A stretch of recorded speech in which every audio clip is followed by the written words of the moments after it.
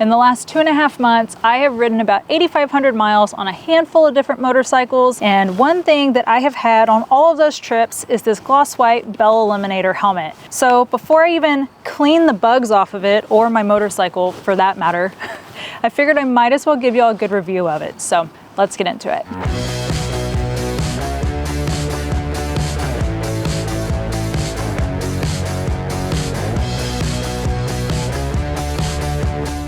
If you've been following me for a while, maybe from Instagram or Facebook, or maybe since the beginning of my YouTube channel, then you've probably seen me wear this carbon Eliminator helmet. I was actually at the launch of this helmet whenever they launched it into the North American market for motorcycling. This helmet has a lot of roots in Bell's car racing history, hence the overall design of this helmet. But back in 2017, I did get this helmet from Bell, and I wore this a ton, and I absolutely loved this helmet for what it was. And long story short, if you can do math, 2017 was 7 years ago, and that means that this helmet's expired. So there was no way that I was going to be taking this helmet on the road trip with me this summer, because I know that with how much I wear helmets, even pushing a helmet to 5 years of a lifespan is honestly a lot. I usually retire my helmets every couple of years just because of how much I wear them in the heat, and I sweat and just everything else. So I called my friends up at Bell and got the gloss white Eliminator for this trip this summer. I remembered how much I enjoyed wearing this helmet in the past, so when I was thinking of a helmet to wear on a handful of road trips that was well ventilated and also white, I've never worn a white helmet before, so I wanted to try that, theory out as well for riding in 100+ degree temps for miles and hours on end this summer. I knew that this was the helmet that I was going to want to take on that trip. So yeah, let's go ahead and get into the nitty-gritty of this review. I'm gonna go ahead and format this into things I like, things I don't like, a handful of spicy topics, and then just a general conclusion for y'all. So if you wanna go ahead and skip around in the video, there will be chapters down at the bottom.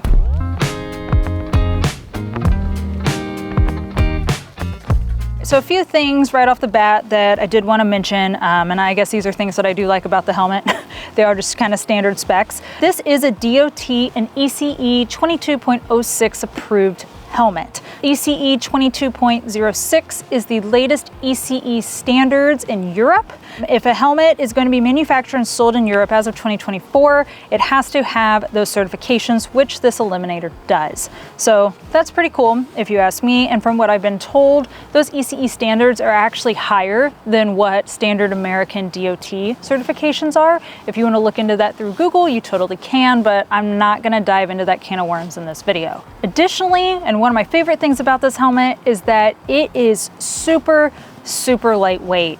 I don't know the actual weight of this helmet right off the bat, but in comparison to other Bells that I have worn, like my Race Star, which is also a very lightweight helmet, in comparison to the SRT Modular and a couple of others that I put a lot of miles on, this helmet is super lightweight for what it is, and I can truly wear it all day without any problems. It is comfortable for all day wear, kind of like what I was just mentioning. I have done 12-hour days in this helmet in cold weather as well as hot weather. The first trip I did with this helmet was on the Pan America, riding through the Southwest in the middle of July when it was 100 to 110 degrees all day. We were doing 350, 400 mile ride days, and I was so stoked to have this helmet on. It was just super comfy. And long story short, that trip is kind of what solidified my thoughts of taking this helmet on the road for the remainder of the summer. And it's just been such a great summer helmet. And I have done tons of 400, 500, 600 mile ride days. I think my longest day in this helmet so far has been 750 miles, maybe 800, but either way, I've done a lot of miles in this helmet and it's been really comfortable. So a couple more things that I do like about this helmet. This is a pretty simple helmet overall. There aren't a ton of fancy features with it, which also I do kind of like that about it, I guess, is that it's simple for what it is. One of those things is definitely gonna be the ventilation. It is obviously, like I've already kind of led y'all to understand in this video, is one of the big reasons that I got this helmet to begin with. It does have 9 eyelets up here on the top of the helmet that don't close, and then there are 4 more right here on the chin that also don't close. That can be a pro or a con, but if you're using this helmet the way I used it, which was primarily to be riding through really hot landscapes like Southwest Utah in the middle of July, or maybe you're riding through Montana in the middle of a heat wave, the vents on this helmet are awesome just for that. If it's colder outside, it's just something to be aware of, that this helmet does ventilate well. So if you're looking for a helmet that's just gonna do all the things, this might not be the exact one for you. But overall, if you're just looking for a good summer helmet that ventilates well, I think this one does a superb job, and I was so stoked to have this on all of my trips over the last few months. It does have 3 shell sizes. It is extra small through medium, and then medium large through extra large, and then 2X and 3X have their own shell. So that's nice, because if you're like me and wear a size small, then you're not gonna feel like a giant bobblehead if it shared the same shell sizes, let's say like a large. So the more shell sizes, the more aerodynamic it's gonna be, the more lightweight it can be, because it's not gonna have all this extra padding and all this stuff inside, and you're just not gonna feel like a bobblehead in your helmet. So I do really like that about this. As far as overall fitment goes, I wear a small in all of my Bell helmets, the SRT Modular, the Moto 3, the Bullet, the MX9, the Race Star. I'm probably forgetting a couple. Oh, the Qualifier. Yep, definitely forgetting a couple. But it rings true across the board for all of their helmets. Just use their size chart. I actually use their size chart to double check what I should be in this helmet, and I was a small. So in regards to the way it just fits in general, I would say that this is a little less aggressive of a fit than, let's say, the Race Star. That's a helmet that you'll see me wear a lot on this channel.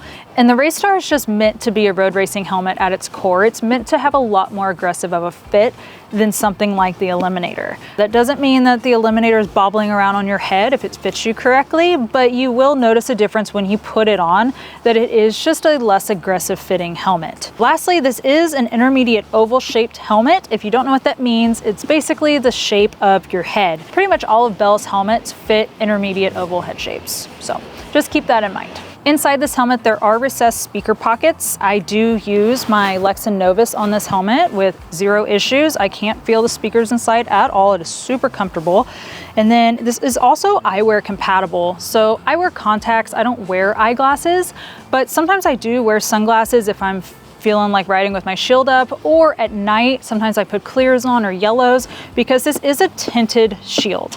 So this is not the shield that comes with the helmet. I forgot to mention that earlier. This helmet does come with a clear shield in the box, but I prefer to run with one of the iridium shields. There's all kinds of different colors available on Bell's website if you guys want to check that out, but the iridiums are my favorite. This is the same shield that I have on my old carbon Eliminator as well. And it is super easy to take on and off. There are just 4 screws, 2 here and 2 on this side, and you can just swap it out.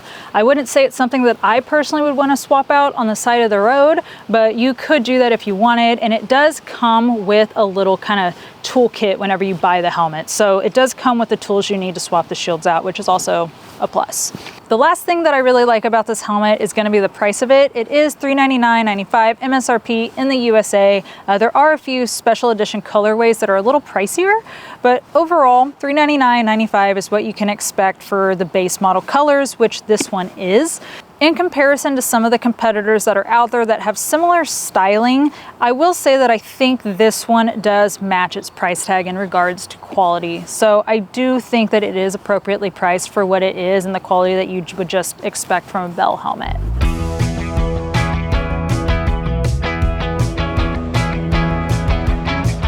So the first thing I want to talk about that I don't necessarily like, even though I also absolutely love it, is these vents on top of the helmet. They don't close, like I mentioned, so if you just happen to get caught in a little quick rainstorm like monsoons in the Southwest, you're gonna get a ton of water pouring through these vents. So it's just something to be aware of. I don't ride in the rain every single day, so it's not a make or break for me, but it is something just to consider. I do have the little rain vent cover, but I do have to pull over to put that on. So it's just something to remember to also pack with you whenever you're going on a trip. The big thing on this helmet that I will say probably irks me the most is going to be the shield. And that is mainly this little mechanism right here that you have to click over to fully lock the shield down. I typically don't do that. And honestly, when I'm riding, it's hard to get it to flip up on its own easily. I usually need 2 hands to get it off this little mechanism and then flip it up. So whenever I'm riding, I usually just leave it like this, and it doesn't fully lock, and it also doesn't affect my vision. It's stable, nothing's wrong with it, but it is just kind of irksome that if it is locked down, it is kind of hard to make it move up. That's kind of a personal gripe. I've never really heard anyone else complain about that, but that is something to be aware of. And also I will say that there are competitor helmets out there that look similar to this, and they also have a little mechanism like this on it. So this isn't a Bell thing, it's just a general design thing for these helmets that I feel come from the car racing world as far as, you know, design cues go. Another thing about the Shield, and this is just me being a little high maintenance, is there's no ProTint Shield option available from Bell at this time for this helmet. If you don't know what ProTint is, it's basically a transition shield for Bell helmets. It's UV reactive, so during the day it's dark, and at night when there's no UV rays reacting with the shield, it's clear. So it's really nice because you never have to, you know, remember to bring clears with you, or if you're really picky about stuff like that, you don't have to bring extra shields to swap out. I personally just love having ProTint shields on all of my helmets, so hopefully Bell comes out with one for this helmet in the future.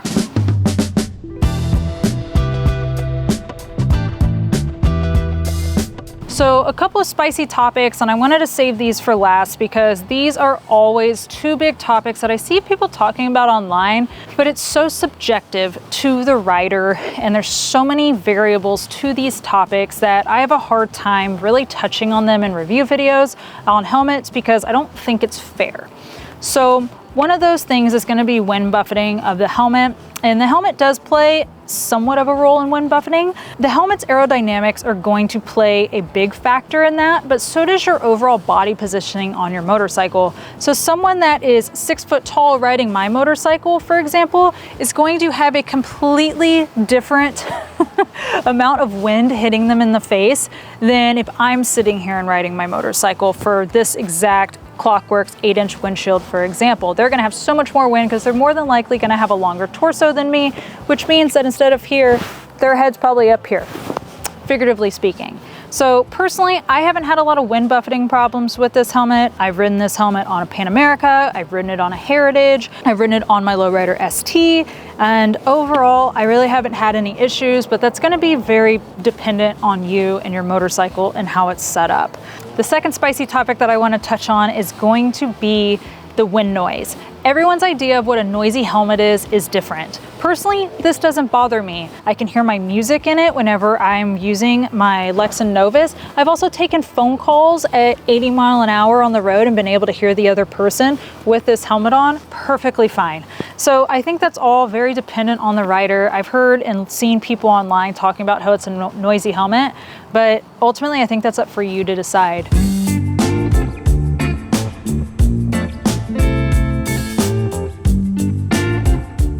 So yeah, overall, final thoughts on this helmet. I think for what you are paying for $399.95, I think that it is a great helmet. I've really enjoyed my time with it. I enjoyed my time with my previous one, like I already mentioned before. So I kind of knew what I was getting myself into whenever I got this second one here, and it's checked all the boxes. It's done everything that I've needed it and wanted it to do, for that matter. So who is this helmet for?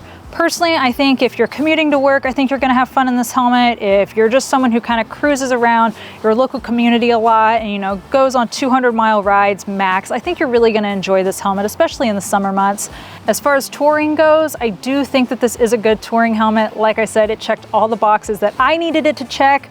Ultimately, it's going to come down to personal preferences. If you're someone who, you know, really needs vents to close, there are other helmets in Bell's lineup that do that. But this helmet, I think, especially for summer riding and mostly dry climates, you're gonna be perfectly fine. And that's something, you know, I've touched on rain a lot in this review, and I just wanna make it clear that, you know, the average person doesn't really ride in the rain a lot. So that probably isn't gonna be a big problem for you, but it is something to consider. Whew. Okay, I think I went through everything in this review video. Let me know if you have any questions down below, and also go ahead and check the review out on this helmet on my blog. It's ridetofood.com. I do other product reviews on there as well, and there will be links down in the video description if you want to check out this helmet further. But until the next video, until the videos drop where you will actually see me wearing this helmet, I will see you on the road. Later, y'all.